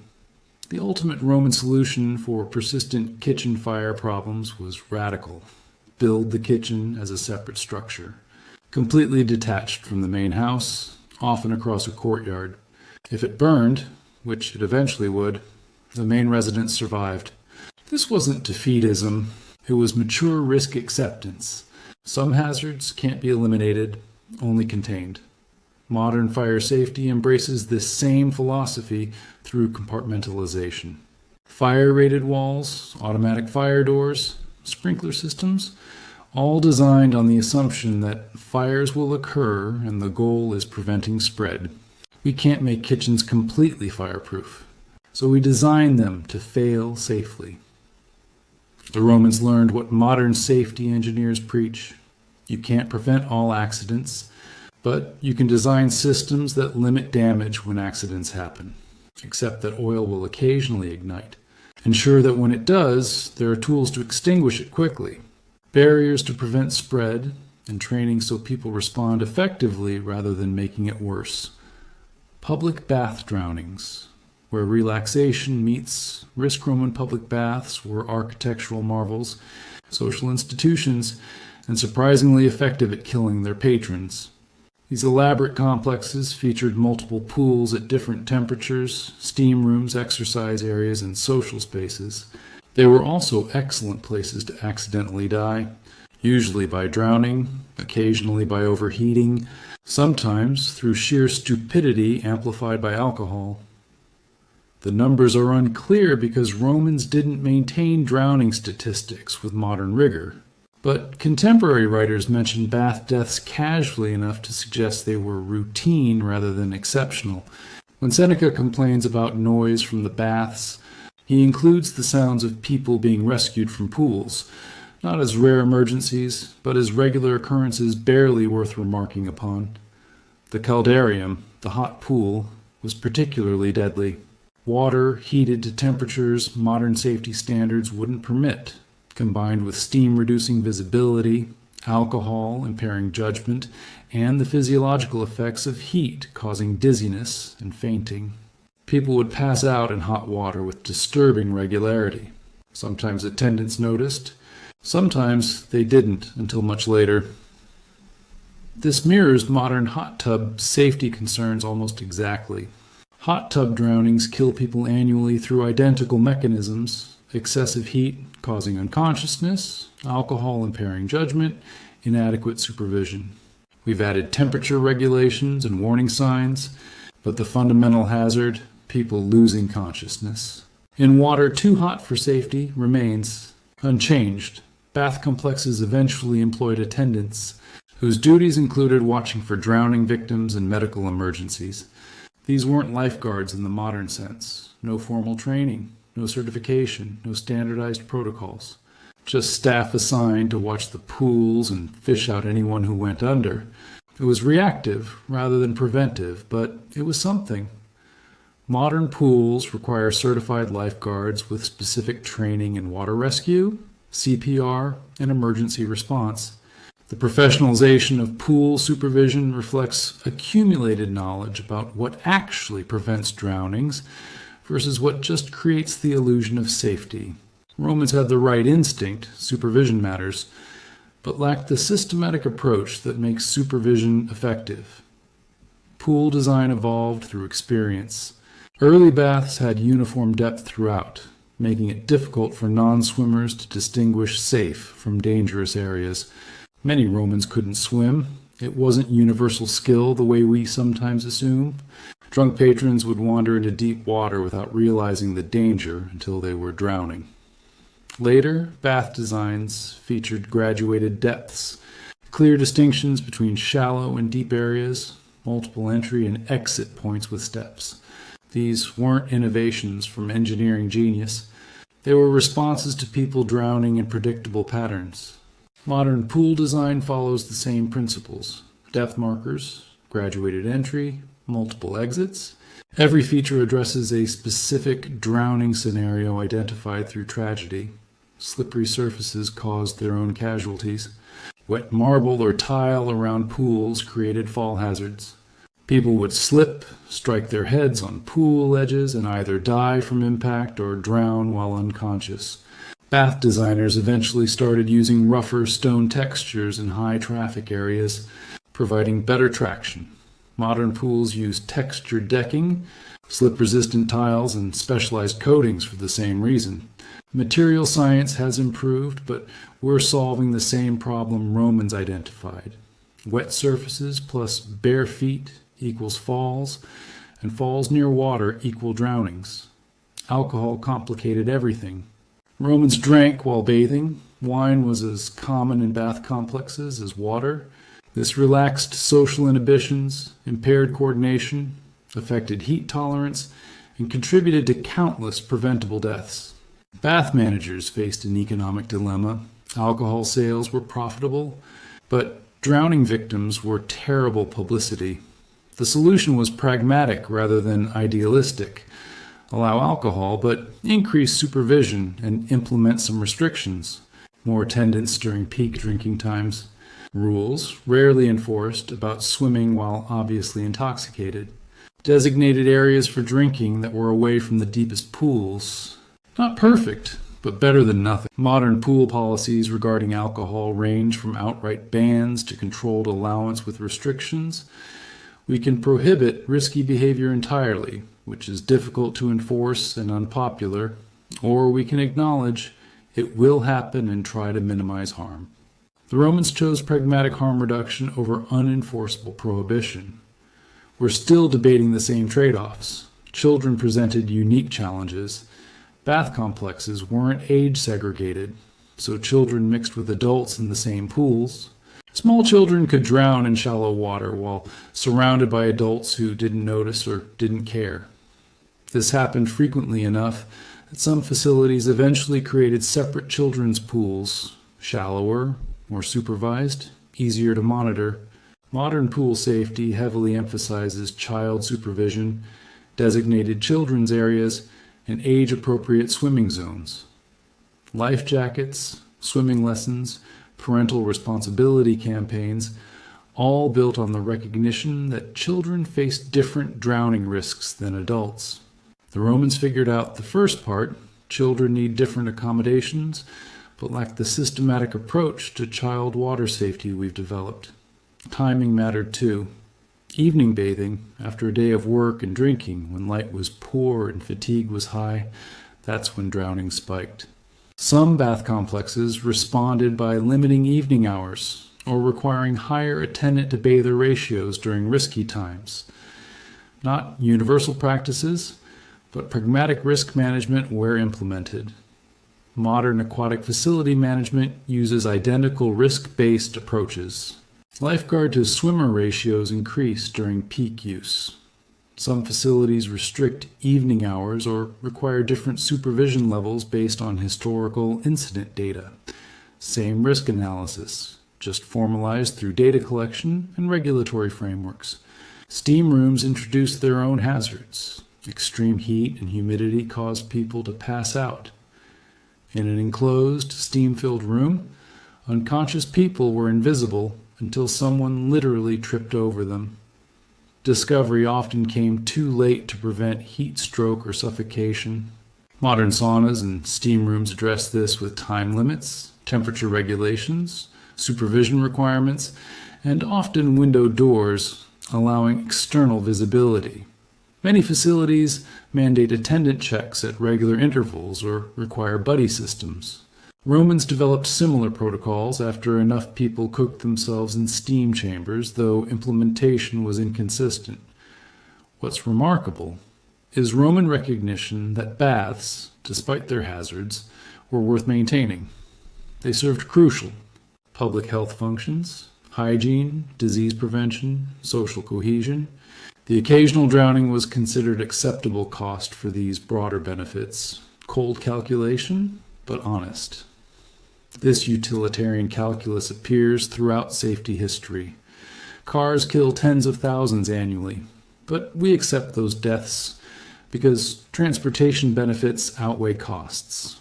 Pools drown people every year, but we build them because recreation justifies risks. Romans made the same calculation more explicitly and with less pretense about humanitarian motivation. Baths remained hugely popular throughout Roman civilization, despite their dangers. The solution wasn't eliminating baths. That would eliminate their benefits. but implementing safeguards to reduce harm while maintaining function. Better design, some supervision, practical protocols, acceptance of residual risk. Modern approach to aquatic recreation follows this framework exactly. We accept that water activities carry inherent risk. We implement multiple protection layers, design, training, supervision, regulation, to minimize risk to acceptable levels. Perfect safety is impossible and prohibitively expensive. Adequate safety is achievable and worthwhile. The Romans understood this trade-off 2,000 years ago. Roman cities transformed into fundamentally different places after sunset. No streetlights, no illuminated signs, no reliable way to see where you were going or what was coming toward you. Just oppressive darkness, punctuated by occasional torches and frequent violence. Stepping outside after dark meant risking robbery, assault, or simply falling into an open sewer because visibility ended 3 feet in front of your face. Wealthy Romans could afford enslaved torchbearers or hired guides who knew the streets by memory. Everyone else took their chances with darkness, criminals, and urban infrastructure designed without consideration for nighttime navigation. The result was predictable. Street crime flourished, accidents were routine, and nighttime mortality. Rates made leaving home after sunset a genuinely life-threatening decision. This created cascading problems. Economic activity ceased at sunset because conducting business in complete darkness was impossible. Social gatherings ended early because guests couldn't safely travel home. Emergency response to fires or medical crises was severely hampered by inability to navigate dark streets quickly. Darkness itself was a public infrastructure failure with massive economic and social costs. Augustus eventually recognized that lawless nights undermined stability and prosperity. His solution was characteristically Roman. Make it someone else's responsibility and give them authority to handle it. The vigils, his fire brigade, received dual assignments, fire prevention and night patrol. This wasn't because firefighting and crime prevention are naturally related, but because both required constant nocturnal surveillance. Why pay for 2 organizations when one could do both? Modern police departments often handle diverse public safety functions for similar efficiency reasons: traffic enforcement, emergency response, crime prevention, community services, consolidated because maintaining separate agencies for each function is economically inefficient. Different technologies, same organizational logic. Public lighting came much later and remained limited even then. Oil lamps at major intersections, temples, and public buildings provided navigational landmarks, but not general illumination. These weren't streetlights in our sense, more like lighthouse beacons helping people orient themselves in otherwise complete darkness. But even minimal lighting made measurable differences in nighttime safety. The principle underlying public lighting, that visibility reduces both crime and accidents, seems obvious now, but it required empirical demonstration then. Romans observed that lit areas had fewer robberies, fewer pedestrian injuries, fewer fatal accidents. The correlation was clear enough to justify the expense of maintaining public lamps, at least in important areas. Modern urban lighting evolved from the same observations. Early streetlights were gas lamps, expensive and maintenance-intensive, installed first in wealthy districts because that's where political influence concentrated. Electric lighting made comprehensive coverage feasible, and crime statistics validated the investment. The technology advanced, but the underlying logic remained constant. Night patrols themselves evolved through experimentation. Initially, vigils walked predetermined routes at regular intervals, visible, loud, predictable, which deterred opportunistic crime but was easily gained by anyone paying attention. Criminals learned patrol schedules and operated in the gaps, so patrol patterns became randomized. Routes varied, timing changed, and some patrols operated covertly. This is standard modern policing strategy. Visible patrols deter opportunistic crime, while randomized patterns address organized criminal activity. Romans figured this out empirically. We formalized it through criminology research and professional training. But presence alone wasn't sufficient. Vigiles needed authority to actually intervene in crimes, not just observe and report. They carried weapons and had legal power to arrest, detain, and use force when necessary. Otherwise, they'd be well-armed witnesses to crimes they couldn't prevent. Modern policing distinguishes between security guards, who have limited authority, and police officers with full legal powers. The distinction matters operationally. Presence deters, but authority to intervene is necessary for effective enforcement. Romans understood this distinction without needing theoretical frameworks to explain it. Curfews were another tool, though not universal prohibitions. During periods of unrest, authorities could restrict nighttime movement, making legitimate activity distinguishable from criminal activity. This simplified enforcement. Anyone outside during curfew was presumptively breaking law and could be stopped without needing additional justification. Modern curfews during emergencies follow identical logic. Riots, natural disasters, pandemics, temporary. Restrictions that simplify law enforcement by limiting the population requiring monitoring. Not permanent measures, but temporary responses to elevated risk. What Romans learned was that street safety after dark required integrated approaches. Lighting alone wasn't enough. Criminals could see targets better too. Patrols without authority couldn't stop crime effectively. Authority without community cooperation just drove crime underground. No single measure sufficed. Effectiveness required combinations. Modern urban safety programs reflect this same understanding. Street lighting plus police presence plus community. Watch programs plus emergency response systems. Multiple layers working together. Romans pioneered this integrated thinking, learning through decades of trying individual measures and watching them fail in isolation. But, and this is crucial, Roman safety measures were implemented unevenly. Wealthy districts got better lighting, more frequent patrols, faster response. Poor districts received minimal protection because they had minimal political influence. This wasn't official policy, it was resource allocation following power. Modern cities struggle with identical inequities. Police response times vary by neighborhood. Street maintenance correlates with property values. Public safety resources concentrate where political pressure is strongest. We've added oversight mechanisms and equity rhetoric, but the fundamental pattern persists. Roman night streets teach us that darkness itself is infrastructure failure. Not metaphorically, literally. When cities can't provide basic visibility, cascading problems follow. Crime increases, commerce contracts, social activity diminishes, emergency response fails. Solving this requires investment in lighting, personnel, legal frameworks, and political will to implement equitably. 2 millennia later, inadequately lit streets and under-patrolled neighborhoods remain problems. We have better technology, LED streetlights, surveillance cameras, instant communication. What we often lack is will to deploy these resources equitably.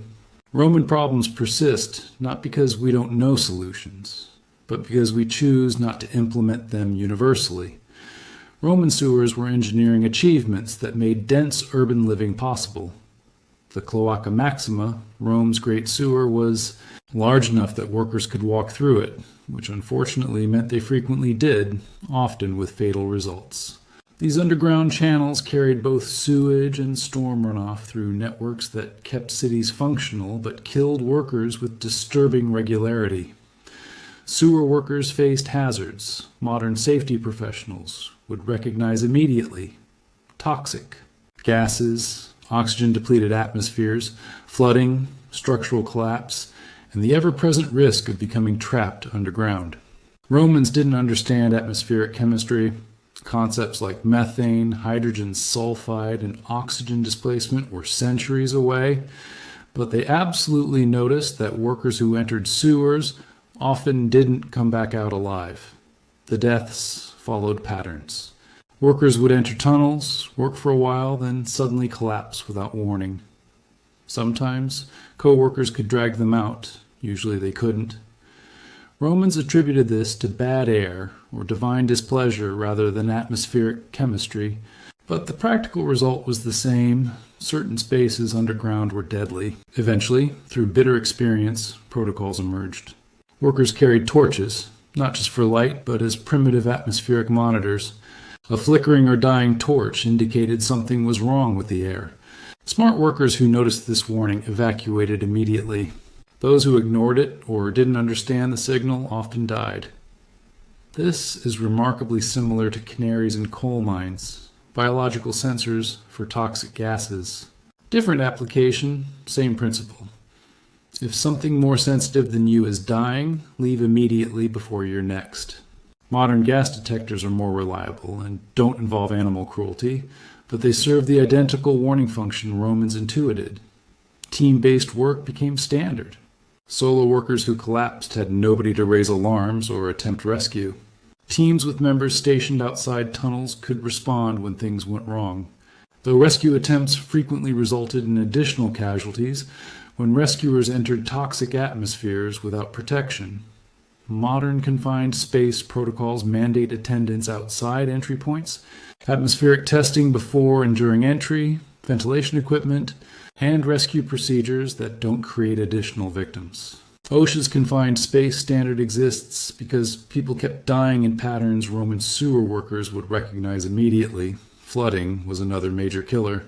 Roman sewers were open channels combining sewage and stormwater drainage. Heavy rain could rapidly fill tunnels with rushing water, trapping workers who didn't evacuate quickly. Weather awareness wasn't just convenience, it was survival necessity. Modern storm sewer workers face identical hazards. Flash flooding in drainage systems kills those who don't evacuate fast enough. Weather monitoring and communication systems now provide advance warning, but the fundamental hazard, sudden water surges in confined spaces, remains unchanged since antiquity. Romans built regular access points along sewer routes. These were emergency exits primarily, not convenient entry points. Workers needed quick escape routes when conditions turned deadly. Multiple exits meant trapped workers had alternative escape possibilities if their primary route was blocked. Modern safety engineering emphasizes multiple egress paths from hazardous spaces. Building fire codes, mine safety regulations, ship design requirements all mandate alternative exits because having only one way out is catastrophic when that route fails. Romans understood this through underground casualties, not theoretical analysis. Structural stability was a constant concern. Sewers built to last centuries sometimes collapsed during repairs. Burying workers, aging infrastructure became increasingly dangerous to maintain right when maintenance became most necessary. This created a perverse situation where the most critical maintenance work was also most hazardous. Modern infrastructure maintenance faces this identical paradox. Aging bridges are dangerous to inspect and repair. Deteriorating tunnels are hazardous to maintain. The work that's most needed is often most dangerous because the very deterioration requiring repair creates hazards for repair workers. Romans developed shoring techniques, temporary supports, preventing collapse during repairs. These were crude by modern standards, but effective when properly implemented. Workers who skipped shoring to save time sometimes survived their gamble. Those who got away with it repeatedly eventually didn't. Survivors taught others not to take shortcuts, modern. Excavation and tunneling safety mandates, shoring and support. Systems beyond certain depths and soil conditions. These requirements exist because unsupported excavations collapse, killing workers in patterns unchanged since Roman times. Perhaps most disturbing, sewers occasionally served as disposal sites for bodies. Murder victims, unwanted infants, executed criminals, all might end up in sewers. This created both public health hazards and operational problems when bodies blocked flow. Someone had to enter and clear obstructions, which was exactly as terrible as it sounds. Modern sewers still occasionally contain human remains from various causes. Sewer workers continue encountering situations requiring both hazmat protocols and psychological support. Some job realities transcend technological advancement. Romans never solved sewer safety completely. It remained dangerous work throughout their civilization.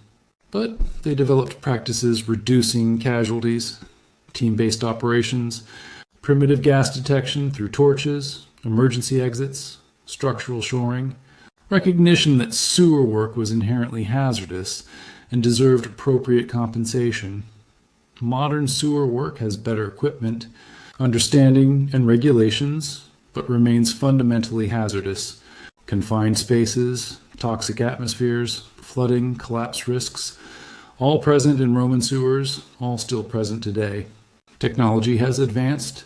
The core hazards remain surprisingly constant. Roman streets during business hours resembled modern traffic nightmares. Crowded, chaotic, dangerous, and frequently fatal. Thousands of carts, chariots, pack animals, and pedestrians competing for limited space created predictable disasters. The Romans responded with what might be history's first comprehensive traffic regulations, developed not from enlightened urban planning but from desperate necessity. Julius Caesar implemented Rome's first major traffic restrictions through the Lex Julia Municipalis. Wheeled commercial traffic was banned from Rome's center during daylight hours. Only foot traffic, certain officials, and specific exceptions were permitted. Delivery carts could only operate at night, theoretically reducing daytime congestion. The motivation was purely economic. Gridlock paralyzed commerce. Lost time meant lost money. Traffic deaths disrupted business. This wasn't humanitarian concern for pedestrian safety. It was pragmatic recognition that transportation dysfunction damaged Rome's economy. But Caesar's solution created new problems. All commercial traffic that had been spread across daylight hours now concentrated at night. The noise was overwhelming. Wooden wheels on stone streets, drivers shouting, animals braying, crashes and conflicts. Sleep became nearly impossible in urban areas. The poet Juvenal complained extensively about sleepless nights caused by traffic noise. This is classic unintended consequences, solving one problem by creating another. Modern cities face identical challenges when restricting traffic. Limit truck deliveries during some hours, and they concentrate in others.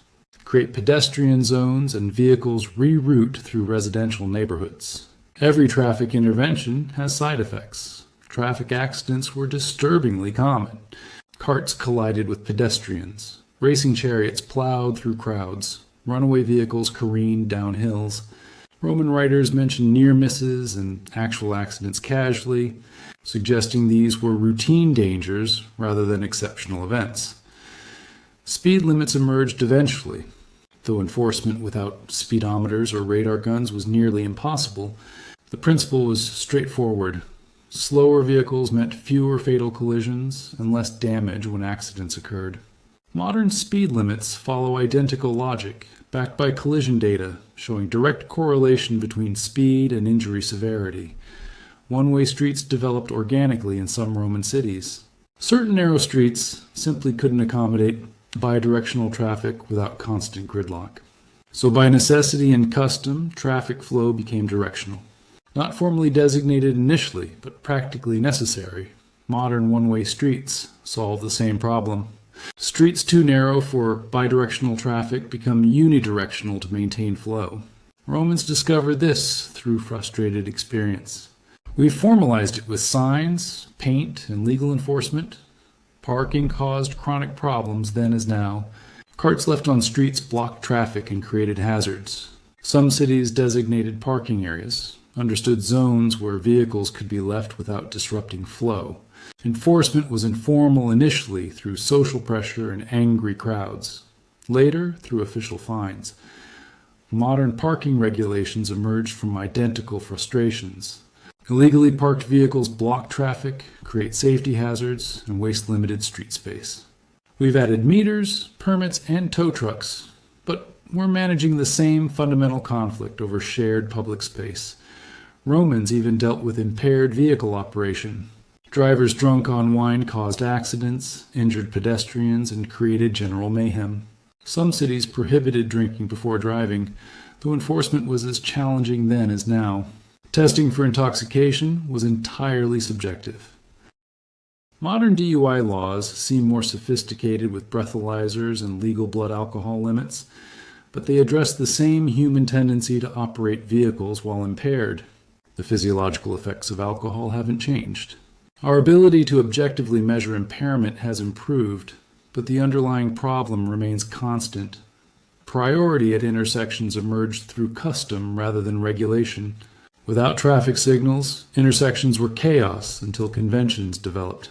Major roads had priority over minor streets. Uphill traffic had priority over downhill because stopping and restarting uphill was harder. These weren't written laws initially, just practical agreements preventing constant conflicts. Modern right-of-way rules formalize what began as informal conventions. Stop signs, yield signs, traffic signals, all mechanisms managing intersection conflicts. Romans handled it through custom and occasional enforcement based on vehicle size and driver aggression. What Romans discovered was that urban traffic required multiple interventions working together. Time of day restrictions alone weren't enough. Speed limits without enforcement were meaningless. Directional flow helped, but needed parking controls too. Impairment prohibitions required some enforcement mechanism. Integrated solutions were necessary. Modern traffic engineering reaches identical conclusions. Signal timing, street design, parking management, speed enforcement, DUI prevention, all necessary components of functional transportation systems. Romans pioneered this systems-thinking approach to urban mobility. What they couldn't solve, what we still struggle with, is the fundamental tension between individual mobility and collective safety. Everyone wants to move freely and quickly. But unconstrained freedom creates chaos dangerous to all. Balancing individual liberty with collective safety and transportation remains contested. Roman traffic regulations teach us that urban density creates transportation challenges requiring intervention. Laissez-faire approaches lead to gridlock, accidents, and economic damage. But regulations have costs: reduced freedom, enforcement expenses, unintended consequences. Optimal balance requires continuous adjustment based on results. We're still adjusting. Congestion pricing, shared mobility, delivery drones, urban design. Modern cities experiment with solutions Romans would recognize. The technologies have advanced dramatically. The fundamental challenge, moving people and goods safely through limited space, remains unchanged. The Roman Forum was where the empire conducted its business. Marketplace, courthouse, political arena, social hub. It was also a crowd management nightmare where thousands of people converged daily, creating perfect conditions for stampedes, riots, crushes, and general chaos. The Romans learned crowd control through accumulated disasters, developing techniques still used in modern event management. Early forums had minimal organization. Open spaces filled with uncontrolled crowds, people pushing for position, accidents waiting to happen. When important events occurred, political speeches, trial verdicts, announcements, crowds surged unpredictably. People were crushed against walls, trampled in stampedes, injured in the chaos that nobody anticipated, but everyone should have expected. After sufficient incidents convinced authorities that random casualties were bad optics, crowd control measures began appearing. Physical barriers, wooden rails, rope lines, chains, defined where crowds could and couldn't go. Not decorative elements, but flow management infrastructure preventing uncontrolled surges. Modern crowd barriers at concerts, parades, and protests serve identical functions. Barricades channel crowd movement, prevent crushing against fixed obstacles, and maintain access routes for emergency services. Romans intuited what modern crowd science confirms. Large groups behave like fluids requiring containment and direction. Forum officials monitored crowd density and could halt events if conditions became dangerous. This wasn't altruistic safety concern, but practical recognition that riots and stampedes disrupted the forum's commercial and political functions. Dead citizens and destroyed market stalls hurt business and embarrassed officials. Modern event management uses similar capacity monitoring. Real-time crowd density assessment, authority to stop performances if conditions worsen, predetermined evacuation triggers. We have better measurement tools, cameras, sensors, computer modeling, but we're managing the same fundamental risk of crowds exceeding safe density. Romans learned through tragedy that certain architectural configurations were deadly. Dead-end spaces created traps where crowd pressure could crush people against walls with no escape route. Narrow passages became bottlenecks where normal crowd flow stopped and dangerous pressure built. Form design evolved to eliminate these hazard points. Wider passages, multiple exits, avoidance of dead ends. Modern building codes now specify minimum egress widths, maximum travel distances to exits, prohibited dead-end configurations. Romans discovered these principles empirically through casualties. We've formalized the lessons into regulations enforced through permitting and inspections. Political events required special security arrangements. Controversial speeches or unpopular verdicts could trigger riots. Officials deployed security forces strategically, positioned to respond before disturbances cascaded beyond control. The goal was containment and de-escalation before situations spiraled into unmanageable chaos. Modern protest and event security follows identical strategies. Police deployment based on risk assessment, rapid response capabilities, strategic positioning for maximum effectiveness. The terminology has changed. Crowd psychology, force continuum, de-escalation tactics, but the underlying approach is Roman. Romans also learned that crowd safety required information management. Announcements needed to be clear, accurate, and widely disseminated. Rumors and misinformation could trigger panic. Officials worked to ensure correct information reached crowds quickly, countering false reports before they caused problems. Modern emergency communication systems serve the same function. Public address systems, digital signage, emergency broadcasts, social media, all tools for managing crowd behavior through information. Romans used heralds and posted notices, but the principle was identical. Accurate information prevents panic. Perhaps most Roman, the recognition that preventing dangerous crowds was better than managing them. If too many people wanted to attend an event, the solution was distributing across multiple events, staggering timing, or using distributed locations. Prevention beats mitigation every time. Modern mass. Gathering management embraces the same strategy. Rather than accommodating unlimited crowds at single locations, events are distributed across time and space. Multiple viewing areas instead of single central locations. Staggered entry times instead of simultaneous arrivals. Prevention through distribution. The forum survived centuries of daily use with relatively few catastrophic crowd incidents, considering the masses it handled. This wasn't luck.